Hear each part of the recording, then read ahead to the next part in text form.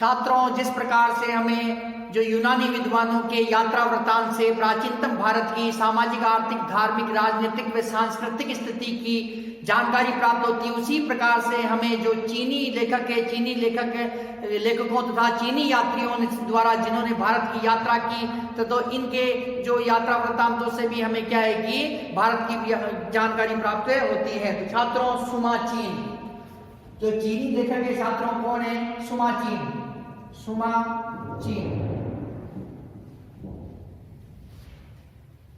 प्रथम शताब्दी ईस्वी पूर्व के यह प्रथम शताब्दी ईस्वी पूर्व के भारत की जानकारी देता है,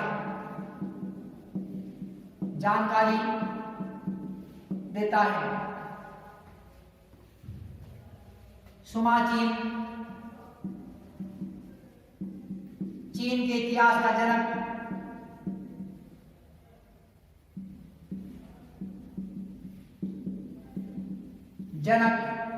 कहलाता है।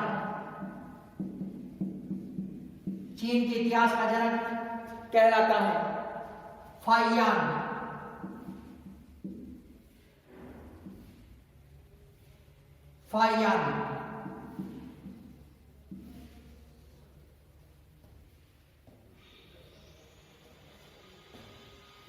यह चीनी यात्री गुप्त वंश के शासक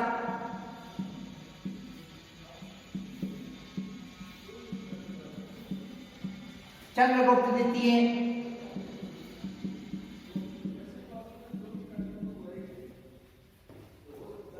चंद्रगुप्त विक्रमादित्य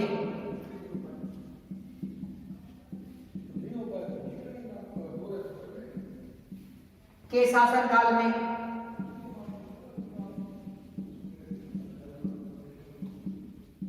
के शासनकाल में 319 ईस्वी से 414 ईस्वी भारत आया। भारत 399 ईस्वी से 414 ईस्वी भारत आया। यह भारत आने वाला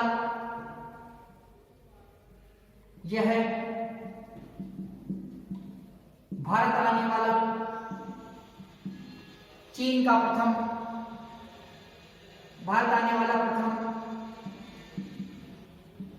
चीनी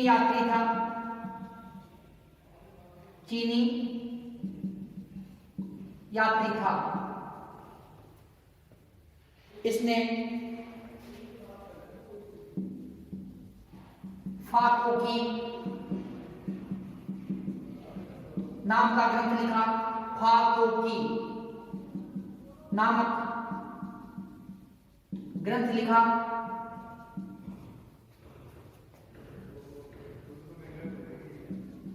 अपने ग्रंथ में गुप्तकालीन भारत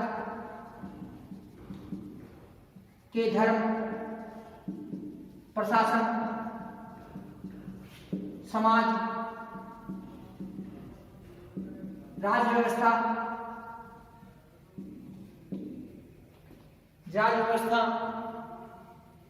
न्याय, प्रशासन,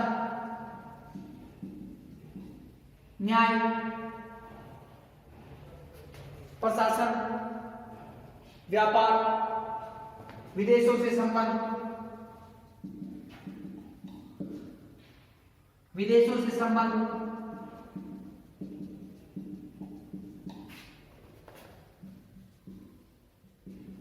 की जानकारी दी। फाहियान ने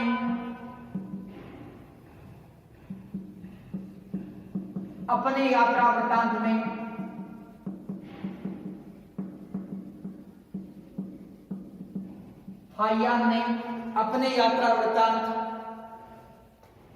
में कहीं पर भी गुप्त राजा या गुप्त शासक चंद्रगुप्त द्वितीय, चंद्रगुप्त विक्रमादित्य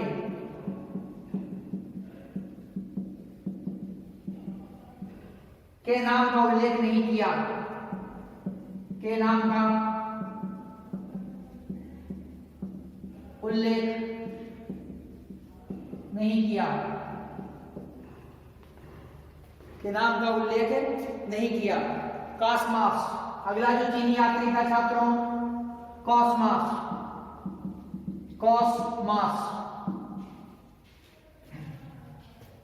इसने क्रिश्चियन टोपोग्राफी ग्रंथ में, इस चीनी विद्वान ने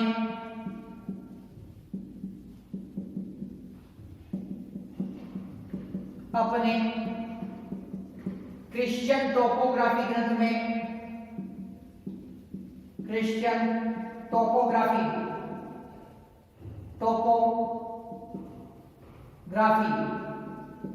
क्रिश्चियन टोपोग्राफी ग्रंथ में भारत व श्रीलंका के मध्य व्यापार का वर्णन किया। भारत व श्रीलंका के मध्य व्यापार का वर्णन किया।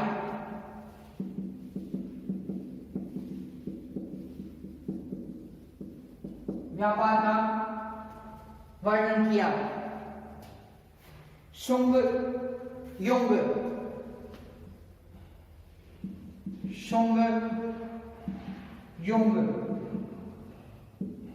इस चीनी विद्वान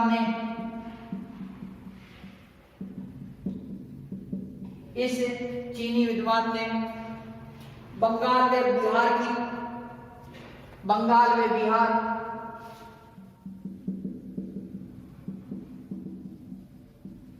बिहार की तत्कालीन सामाजिक, धार्मिक, आर्थिक, राजनीतिक स्थिति का वर्णन किया।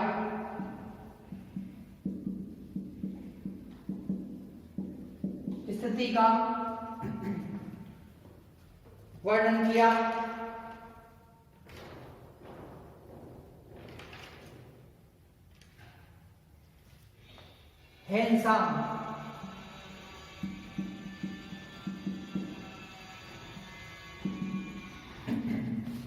छात्रों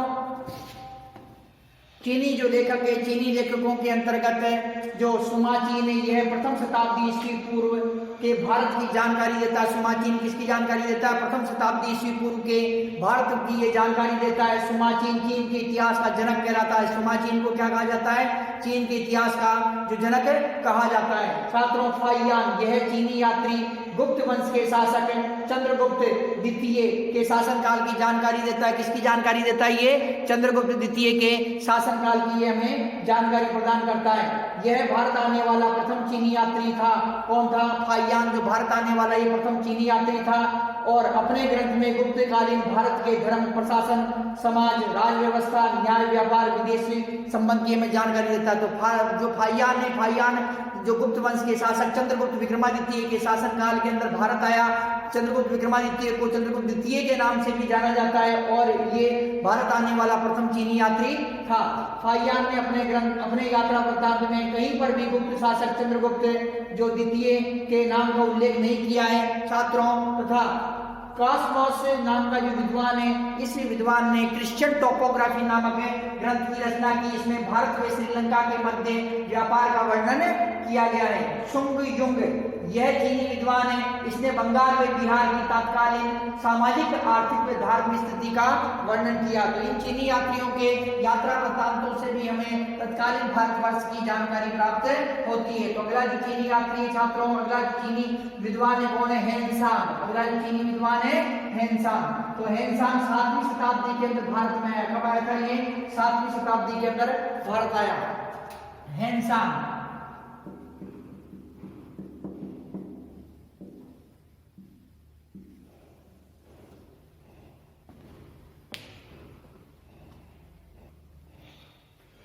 हैंडसम।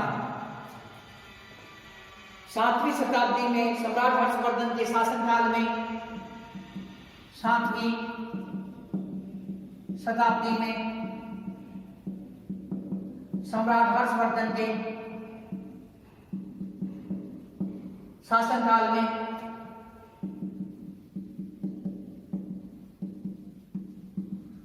भारत आया। सम्राट हर्षवर्धन के शासनकाल में भारत आया। सीयूकी नामक रचना,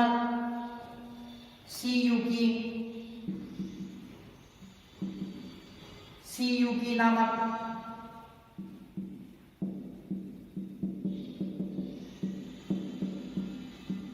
रचना लिखी, सीयूकी नामक ग्रंथ लिखा।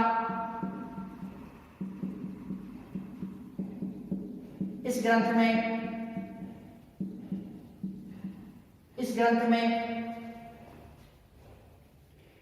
138 देशों सहित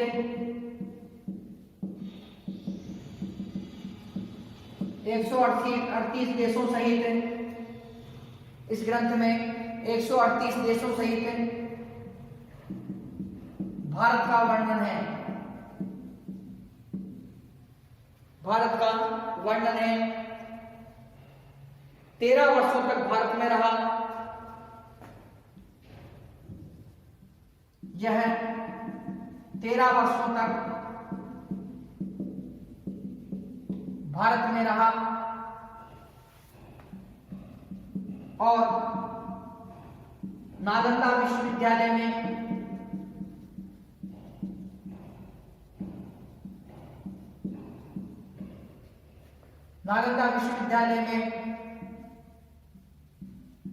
अध्ययन किया।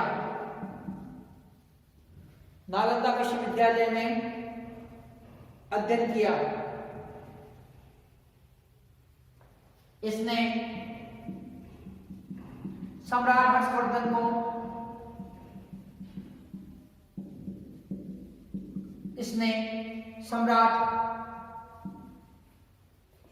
हर्षवर्धन को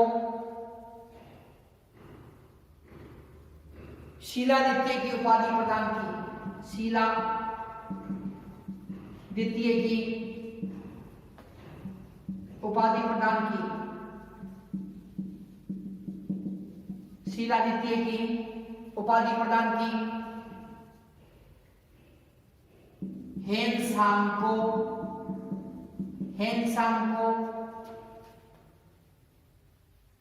युआन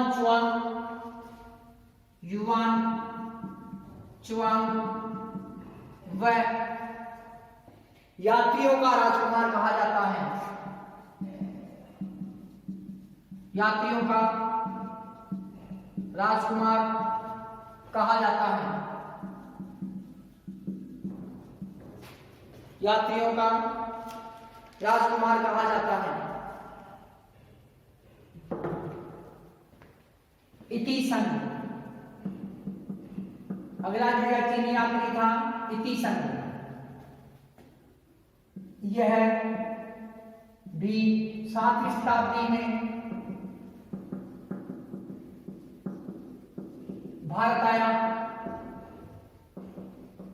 यह भी 7वीं शताब्दी में भारत आया।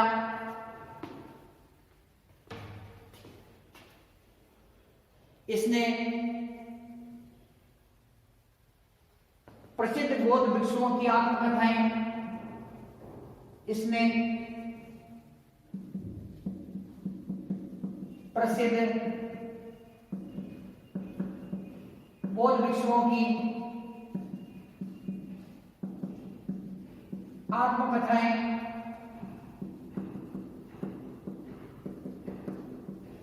नामक ग्रंथ लिखा।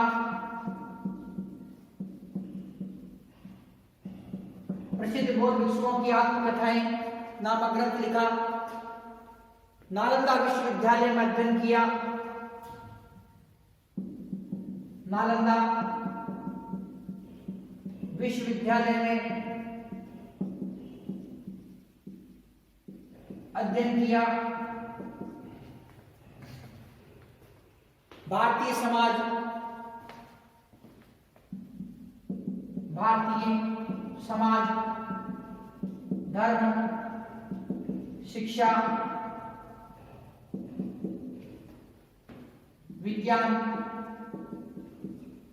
विज्ञान, साम्राज्य, प्रशासन, व्यापार,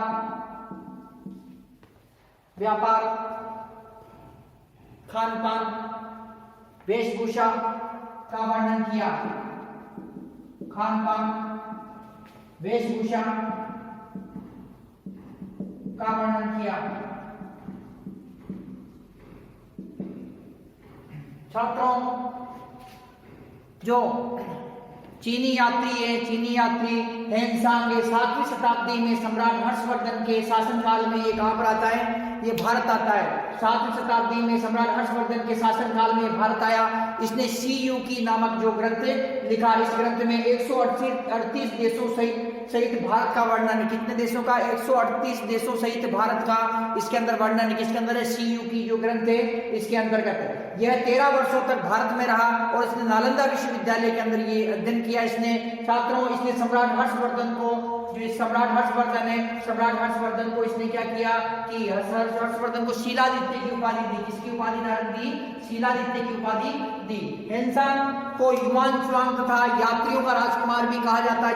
छात्रों, हेनसांग ने तत्कालीन भारतवर्ष की सामाजिक, आर्थिक, धार्मिक व राजनीतिक स्थिति का वर्णन किया तथा जो ये छात्रों, जो हेनसांग था, हेनसांग ने नालंदा विश्वविद्यालय के अंदर जो बौद्ध ग्रंथों का अध्ययन किया। छात्रों, इसके बाद में जो 7वीं शताब्दी के अंदर, इसके बाद में एक अन्य जो विद्वान है, ये विद्वान है, यात्री है, ये भी भारत आता है। 7वीं शताब्दी के अंदर ये भी भारत आया। इसने प्रसिद्ध बौद्ध भिक्षुओं की आत्मकथा नामक, इसने कौन सा ग्रंथ लिखा?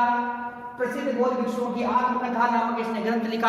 नालंदा विश्वविद्यालय के अंदर इसने भी अध्ययन किया और भारतीय समाज, धर्म, शिक्षा, विज्ञान, साम्राज्य, प्रशासन, व्यापार, खान पान, वेशभूषा का इसने वर्णन किया। तो इस प्रकार से छात्रों, जो चीनी विद्वान थे, चीनी जो लेखक थे, इनके द्वारा प्राचीनतम भारत के इतिहास की हमें जानकारी मिलती। इनके द्वारा जो यात्रा वृत्तांत था, इनके जो ग्रंथ थे, उनके माध्यम से हमें तत्कालीन समय के भारतवर्ष की हमें जानकारी प्राप्त होती है।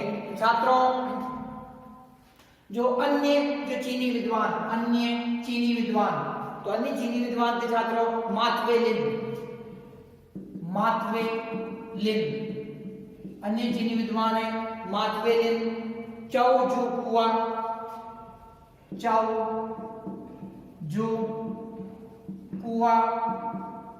हवली।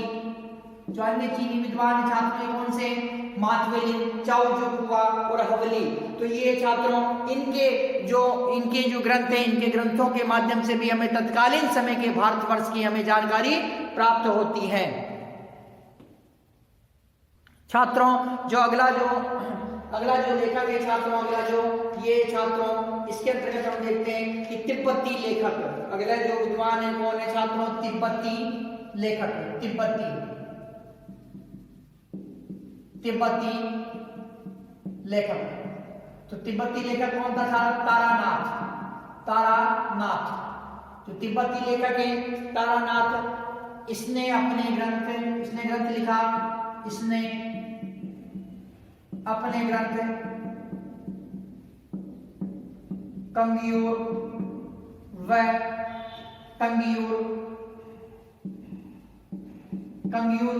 में इसने अपने ग्रंथ तंगियूर में भारतीय इतिहास का उल्लेख किया। भारत के इतिहास का उल्लेख किया। छात्रों, जो इसने अपने ग्रंथ है कौन से? तंगियूर, इसके अंदर इसने क्या किया? भारतीय इतिहास का जो उल्लेख किया। इसके ग्रंथ धार्मिक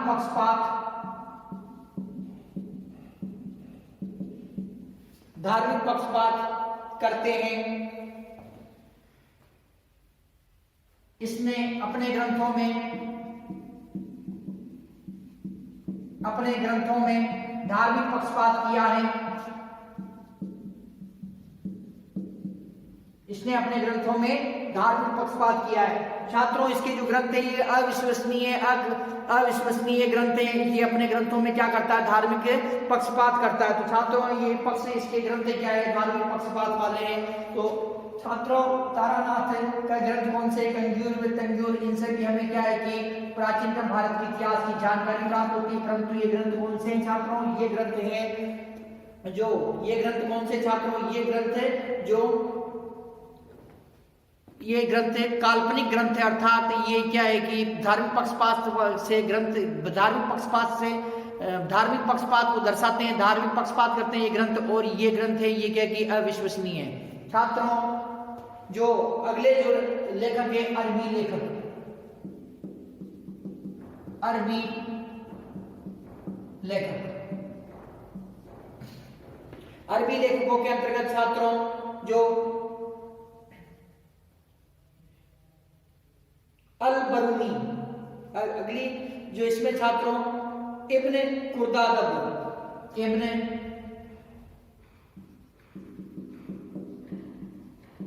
खुर्दादब,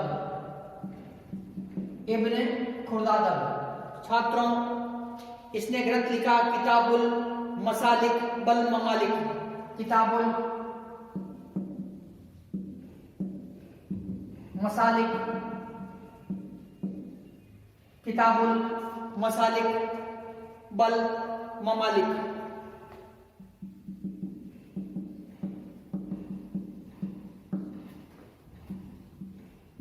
नवीं शताब्दी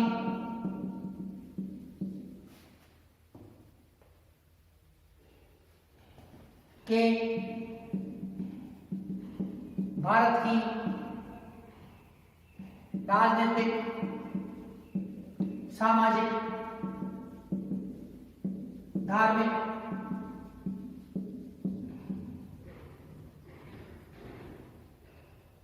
आर्थिक, संचार मार्ग की जानकारी, संचार मार्ग की जानकारी। सुलेमान, सुलेमान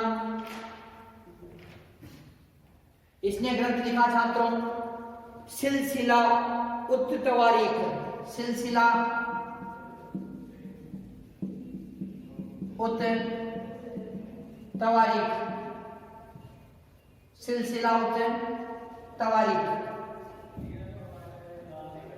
9वीं शताब्दी में इसने ये ग्रंथ लिखा, अमित जी 9वीं शताब्दी में ये ग्रंथ लिखा।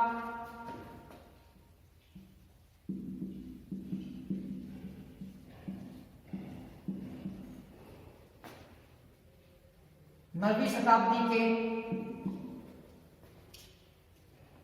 राजपूत राज्यों का वर्णन, राजपूत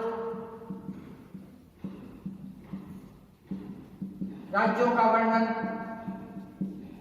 नवीं शताब्दी के राजपूत राज्यों का वर्णन, बंगाल के प्रसिद्ध मखमल का वर्णन, बंगाल के प्रसिद्ध मखमल का वर्णन, बंगाल के प्रसिद्ध मखमल का वर्णन, प्रत्यार वंश के राजा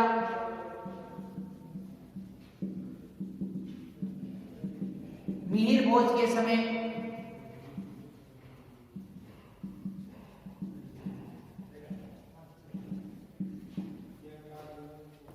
भारत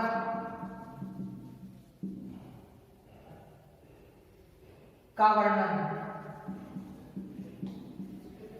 छात्रों सुलेमान है, इब्ने खुर्दाब नामक विद्वान है, अरबी लेखक है। इसमें किताबुल मसालिक बल ममालिक, इसने कौन सा ग्रंथ लिखा, किताबुल मसालिक बल ममालिक नामक ग्रंथ लिखा। और 9वीं शताब्दी के भारतवर्ष का ये अपने ग्रंथ के अंदर क्या करता है, वर्णन करता है। 9वीं शताब्दी के भारत की राजनीतिक, सामाजिक, धार्मिक, आर्थिक स्थिति व संचार मार्ग की जानकारी प्रदान करता है। दूसरा जो अरबी लेखक है ये सुलेमान है, इसने सिलसिला उत तवारीख नामक ग्रंथ लिखा। कौन सा? सिलसिला उत तवारीख नामक ये ग्रंथ लिखता है और 9वीं शताब्दी के राजपूत राज्यों बंगाल के प्रसिद्ध मखमल की जानकारी प्रदान करता है तथा जो प्रतिहार वंश के शासक थे मिहिर भोज, उनके शासनकाल के अंदर इसने भारतवर्ष की यात्रा की और इसने तत्कालीन भारतवर्ष की सामाजिक, आर्थिक, धार्मिक, राजनीतिक जानकारी प्रदान की तथा मिहिर भोज की जो सेना है, मिहिर भोज की सेना की भी इसने क्या की? प्रशंसा की। तो मिहिर भोज की सेना की प्रशंसा कौन करता है? ये सुलेमान नाम का जो यात्री ये करता है। अगला जो यात्री था छात्रों अल बिलादूरी, अल बिलादूरी।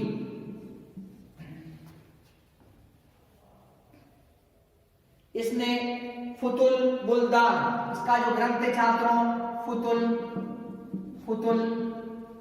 बुल्दान, कौन सा ग्रंथ है इसका? फुतुल बुल्दान नामक इसका ग्रंथ है। 9वीं शताब्दी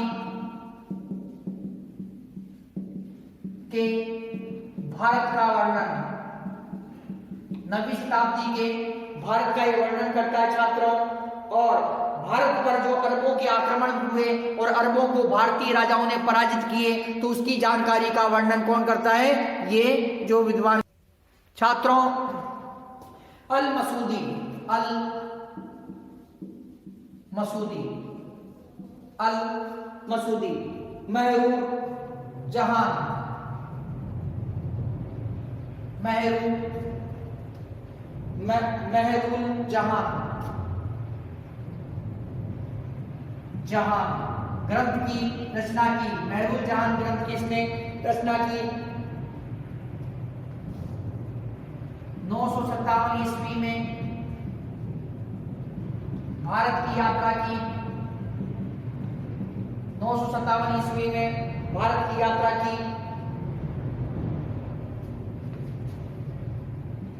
प्रतिहार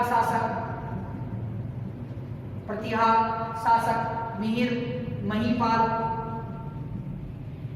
प्रथम, प्रतिहार शासक महीपाल प्रथम के समय भारत आया। महीपाल के समय भारत आया। इसने प्रतिहार राजा को बोरा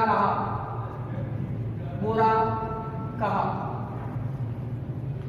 इसने पाल, प्रतिहार, राष्ट्रकूट राजाओं के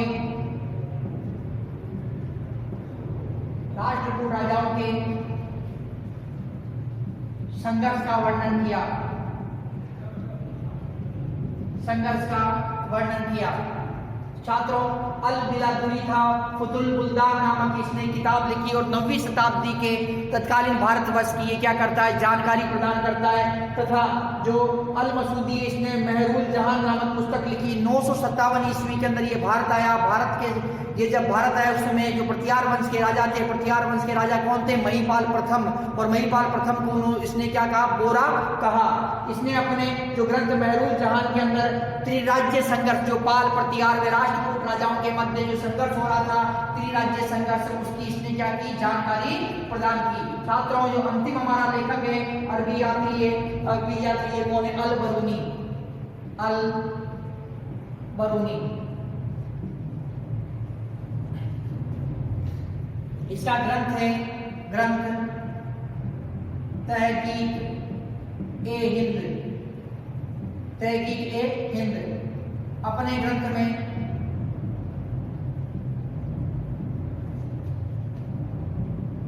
भारत के राजपूत राज्यों,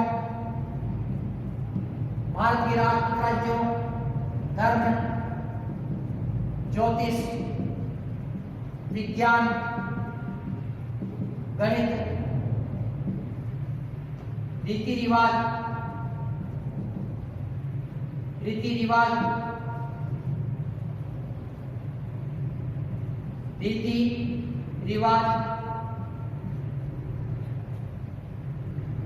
व्यापार का वर्णन किया। व्यापार का वर्णन किया।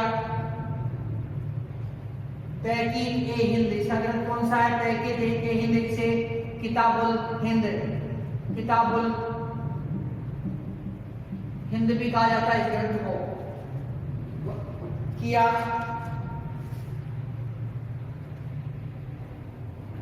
छात्रों, जो ये विद्वान है कौन सा?